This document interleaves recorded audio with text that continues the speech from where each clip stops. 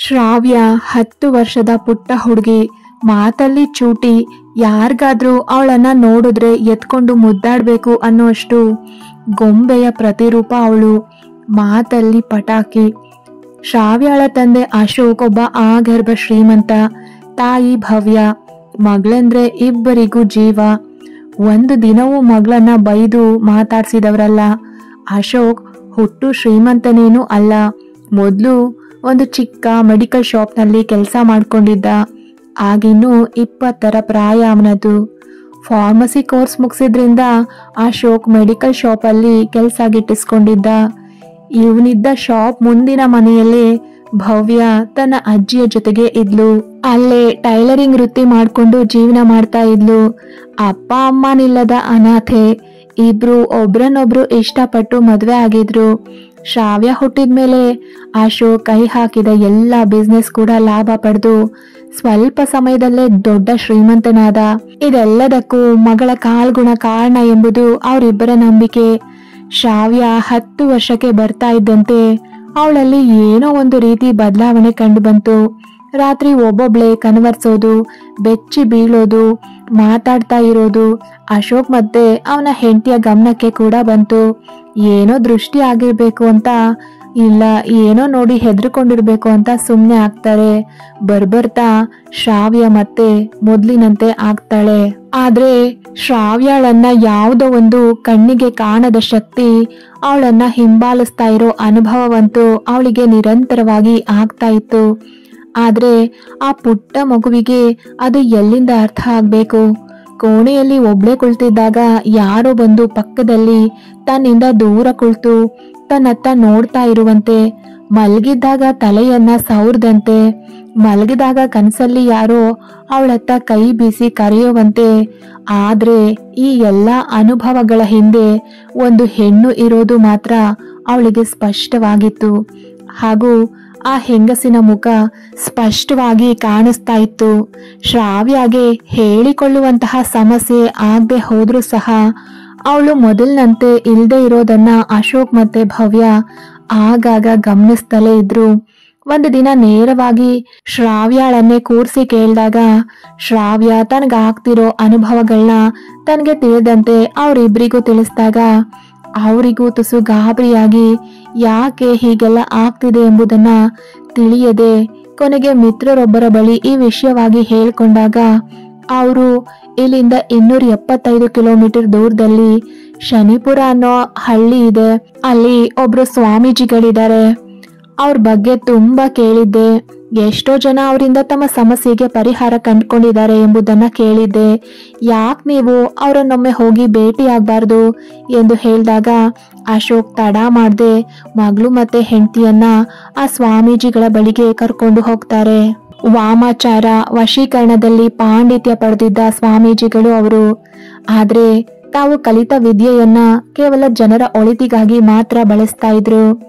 ಶ್ರಾವ್ಯಳನ್ನ ನೋಡ್ತಾ ಇದ್ದಂತೆ ಸ್ವಾಮೀಜಿಗಳಿಗೆ ಅವಳಲ್ಲಿರೋ ಸಮಸ್ಯೆ ಗೋಚರಿಸಿತ್ತು.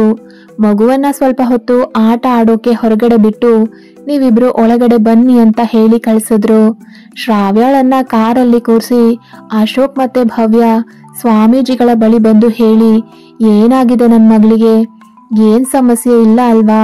ಸ್ವಾಮೀಜಿಗಳೇ ಏನಾಗಿದೆ ನನ್ನ ಮಗಳಿಗೆ ಹೇಳಿ ಅಂತ ಕೇಳಿದಾಗ ಸ್ವಾಮೀಜಿ ನಗ್ತಾ, ನೀವು ನಿಮ್ಗೆ ಗೊತ್ತಿಲ್ಲದೆ ಮಾಡಿದ ಒಂದು ಸಣ್ಣ ಸಹಾಯ ಇಂದು ಆ ಮಗುವನ್ನ ಕಾಡ್ತಿದೆ.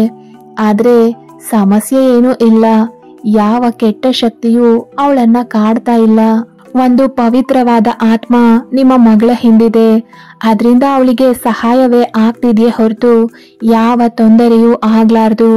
ಹಾಗೆಯೇ ಆ ಆತ್ಮ ನಿಮ್ಮ ಮಗಳೊಂದಿಗೆ ಕೆಲ ದಿನಗಳ ಕಾಲ ಇರೋಕೆ ಬಯಸ್ತಾ ಇದೆ. ಆ ಆತ್ಮ ತನ್ನಿಷ್ಟ ಬಂದಷ್ಟು ದಿನ ಇರೋಕೆ ಬಿಟ್ಬಿಡಿ, ಅದಕ್ಕೆ ತೊಂದರೆ ಕೊಡಬೇಡಿ. ಅದರಿಂದ ಕೂಡ ನಿಮ್ಗೆ ನಿಮ್ಮ ಮಗಳಿಗೆ ಯಾವ ತೊಂದರೆಯೂ ಆಗೋದಿಲ್ಲ. ಅದರಿಂದ ನಿಮ್ಮ ಮಗಳಿಗೆ ಸಹಾಯವೇ ಹೊರತು ತೊಂದರೆ ಅಲ್ಲ. ಆ ಆತ್ಮ ಇದ್ದಷ್ಟು ದಿನ ನಿಮ್ಮ ಮಗಳ ಜೊತೆಗಿರೋಕೆ ಬಿಟ್ಬಿಡಿ. ಮುಂದೊಂದು ದಿನ ಆ ಆತ್ಮ ತನ್ನ ಮೂಲ ಸ್ಥಾನ ಸೇರುತ್ತೆ. ಅಲ್ಲಿ ತನಕ ಸ್ವಲ್ಪ ತಾಳ್ಮೆಯಿಂದ ಇರಿ ಅಂತ ಹೇಳ್ತಾ ಇದ್ದಂತೆ ಅಶೋಕ್ ಅಲ್ಲ ಸ್ವಾಮೀಜಿ, ಒಂದು ಆತ್ಮ ನನ್ನ ಮಗಳ ಹಿಂದೆ ಬಿದ್ದಿದೆ ಅಂತ ಹೇಳ್ತಿದ್ದೀರಾ. ನನ್ನ ಮಗಳು ಮೊದಲಿನಂತೆ ಬೇರೆ ಇಲ್ಲ, ಯಾವಾಗ ನೋಡಿದ್ರು ಮಂಕಾಗಿ ಇರ್ತಾಳೆ. ಅಷ್ಟಿದ್ದು ನೀವು ಸುಮ್ಮನಿರೋಕೆ ಹೇಳ್ತಾ ಇದ್ದೀರಾ, ಏನ್ ಸ್ವಾಮೀಜಿ ಇದೆಲ್ಲ ಅಂತ ಕೇಳಿದಾಗ ಆಗ ಸ್ವಾಮೀಜಿ, ಇರು ಮಗು, ನಾನು ಹೇಳಿದ್ದು ನಿನ್ನ ಅನುಭವಕ್ಕೆ ಬರೋ ತನಕ ನೀನು ನಂಬೋದಿಲ್ಲ, ಹಾಗೆ ನಿನ್ನ ಮನಸ್ಸಿಗೆ ಸಮಾಧಾನವೂ ಸಿಗದು.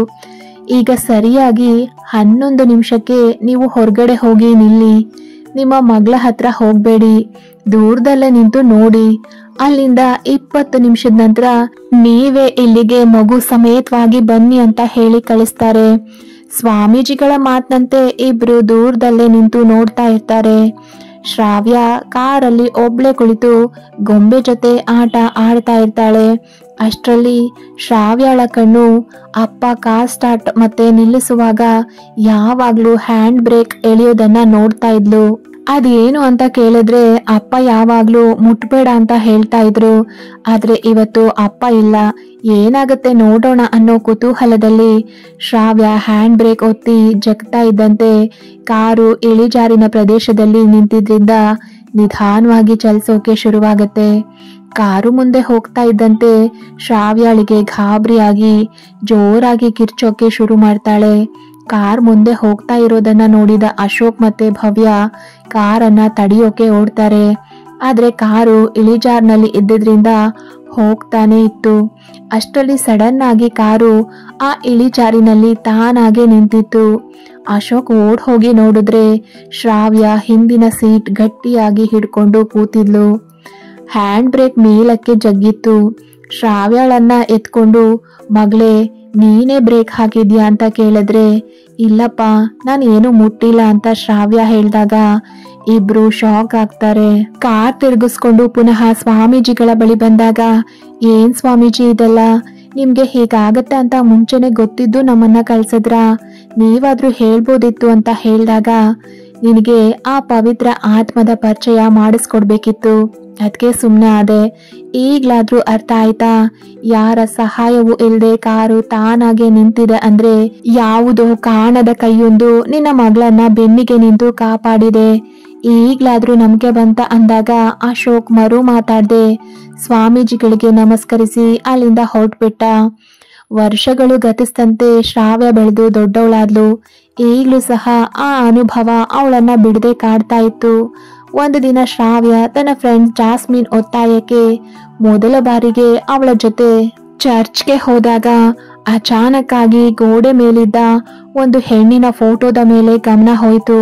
ಅದನ್ನ ನೋಡಿದ ಶ್ರಾವ್ಯ ಕುಳಿತಲ್ಲೇ ಕುಸಿದು ಬಿದ್ಲು. ಆ ಫೋಟೋದಲ್ಲಿದ್ದ ಹೆಣ್ಣು ಎಷ್ಟು ವರ್ಷದಿಂದ ಅವಳನ್ನ ಬಿಡದೆ ಕಾಣ್ತಾ ಇದ್ದ 2 ಹೆಣ್ಣು ಕೂಡ ಒಬ್ಳೇ ಆಗಿದ್ಲು. ಆ ಹೆಂಗಸಿನ ಫೋಟೋ ಮರಣ ಹೊಂದಿದವರ ಫೋಟೋಗಳ ಸಾಲಲ್ಲಿ ನೋಡಿ ಇನ್ನೂ ಗಾಬರಿಗೊಂಡ್ಲು. ಯಾಕಂದ್ರೆ ಇದೇ ಮೊದಲ ಬಾರಿಗೆ ಈ ಚರ್ಚ್ಗೆ ಬರ್ತಾ ಇರೋದು. ಆ ಹೆಂಗಸನ್ನ ನೋಡ್ತಾ ಇರೋದು ಕೂಡ. ಆದ್ರೂ ಅವಳು ಹೇಗೆ ನನ್ನನ್ನ ಕಾಡ್ತಾ ಇದ್ದಾಳೆ ಎಂಬುದು ತಿಳಿದೆ ಸೀದಾ ಮನೆಗೆ ಹೋಗಿ ಅಪ್ಪನಲ್ಲಿ ತನ್ನ ಕನಸಿನಲ್ಲಿ ಆಗಾಗ ಬರ್ತಾ ಇದ್ದ ಹೆಂಗಸನ್ನ ಇವತ್ತು ನೋಡ್ದೆ ಅಂತ ಹೇಳಿದಾಗ ಗಾಬರಿ ಆಗ್ತಾರೆ ಅವಳ ಅಪ್ಪ ಅಮ್ಮ. ಆಗ ಅಶೋಕ್ ಮಗಳನ್ನ ಕರ್ಕೊಂಡು ಚರ್ಚ್ಗೆ ಹೋದಾಗ ಅಲ್ಲಿದ್ದ ಪಾದ್ರಿಯೊಬ್ರು ಶ್ರಾವ್ಯಳ ಕತ್ತಲ್ಲಿದ್ದ ಮಚ್ಚೆಯೊಂದನ್ನ ನೋಡಿ ಅವಳ ಕೈಗೊಂದು ಡೈರಿಯನ್ನ ನೀಡಿ, ಇದನ್ನ ಓದು, ನಿನ್ನ ಗೊಂದಲಗಳಿಗೆ ಉತ್ತರ ಸಿಗಬಹುದು ಅಂದಾಗ ಮೂವರು ಒಂದು ಬೆಂಚ್ ಮೇಲೆ ಕೂತು ಓದೋಕೆ ಶುರು ಮಾಡಿದ್ರು. ಆ ಡೈರಿ ಆ ಹೆಂಗಸಿನದ್ದೇ ಆಗಿತ್ತು. ಅದರಲ್ಲಿ ಹೀಗೆ ಬರ್ದಿತ್ತು, ಮಗಳೇ, ನಾನು ನಿನ್ನ ನತದೃಷ್ಟ ತಾಯಿ, ನಿನ್ನನ್ನ ಹೆತ್ತೆ, ಆದ್ರೆ ಮುದ್ದಾಡೋ ಭಾಗ್ಯ ಆ ದೇವ್ರು ನನಗೆ ಜಾಸ್ತಿ ದಿನ ಕೊಡ್ಲಿಲ್ಲ.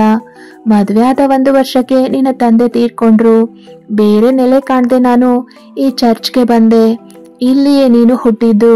ನಿನ್ನ ನೋಡಿ ನನ್ನ ಕಷ್ಟ ಮರಿಬೇಕು ಅನ್ನುವಷ್ಟರಲ್ಲಿ ದೇವ್ರು ನನಗೆ ಕ್ಯಾನ್ಸರ್ ಅನ್ನೋ ಕಾಯಿಲೆ ನೀಡಿ ನಿನ್ನಿಂದ ದೂರ ಮಾಡ್ಬಿಟ್ಟ ನನ್ನನ್ನ. ನಾನು ಸತ್ರೆ ನಿನ್ನ ನೋಡ್ಕೊಳ್ಳೋರು ಯಾರು ಅಂತ ತಿಳಿದೆ ಪಾದ್ರಿಯೊಬ್ಬರ ಸಹಾಯದಿಂದ ಮದುವೆ ಆದ್ರೂ ಕೂಡ ಮಕ್ಕಳಾಗದೇ ಇರೋ ಮಗುವಿನ ನಿರೀಕ್ಷೆಯಲ್ಲಿದ್ದ ನಿನ್ನ ಈ ತಂದೆ ತಾಯಿಯರ ಮಡಿಲಿಗೆ ಅನಾಥ ಮಗುವೆಂದು ಹೇಳಿಸಿ ಅವರ ಮಡಿಲಿಗೆ ನಿನ್ನನ್ನ ಹಾಕ್ತೆ. ಅವರ ಜೊತೆಯಲ್ಲಿ ನೀನು ಚೆನ್ನಾಗಿ ಇರ್ತೀಯ ಅನ್ನೋ ನಂಬಿಕೆ ನನಗಿದೆ ಮಗಳೇ. ನನ್ನ ಆಸೆ ಒಂದೇ, ಇನ್ನೊಂದು ಸ್ವಲ್ಪ ದಿನದಲ್ಲೇ ನಾನು ಸಾಯ್ತೀನಿ. ಆದರೆ ಸತ್ತ ಮೇಲೆ ನಿನ್ನಲ್ಲಿಗೆ ಬಂದೇ ಬರ್ತೀನಿ. ನಿನ್ನನ್ನು ಮತ್ತೆ ಈ ಚರ್ಚಿಗೆ ಕರೆಸ್ಕೊಳ್ತೀನಿ. ನನ್ನ ಗೋರಿ ಅಲ್ಲೇ ಎಲ್ಲಾದ್ರೂ ಇರಬಹುದು.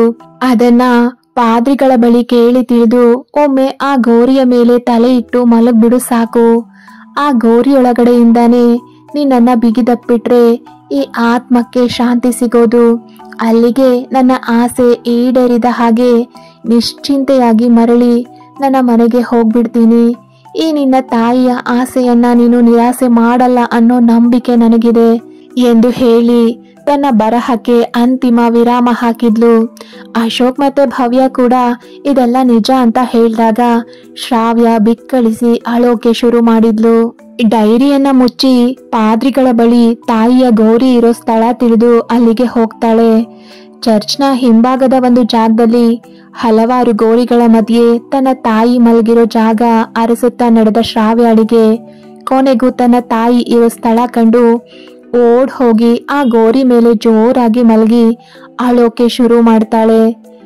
ಎದ್ದು ಬಂದು ಮಗಳನ್ನ ಸಮಾಧಾನ ಮಾಡೋಕೆ ಆಗದ ಅಸಹಾಯಕ ತಾಯಿ ಒಂದೆಡೆ ಆದ್ರೆ ಸತ್ತ ಮೇಲೆ ತಾಯಿಯನ್ನ ಅಂಬಲಿಸ್ತಾ ಇರೋ ಮಗಳು ಇನ್ನೊಂದೆಡೆ. ಈ ಕತೆ ನಿಮ್ಗೆ ಇಷ್ಟ ಆಗಿದ್ರೆ ಒಂದು ಲೈಕ್ ಮಾಡಿ. ಹಾಗೆ ಯಾರೆಲ್ಲ ಸಬ್ಸ್ಕ್ರೈಬ್ ಮಾಡ್ಕೊಳ್ದೆ ಸ್ಟೋರಿ ಕೇಳ್ತಾ ಇದ್ದೀರಾ ದಯವಿಟ್ಟು ಸಬ್ಸ್ಕ್ರೈಬ್ ಮಾಡಿಕೊಂಡು ಕತೆಗಳನ್ನ ಕೇಳಿ.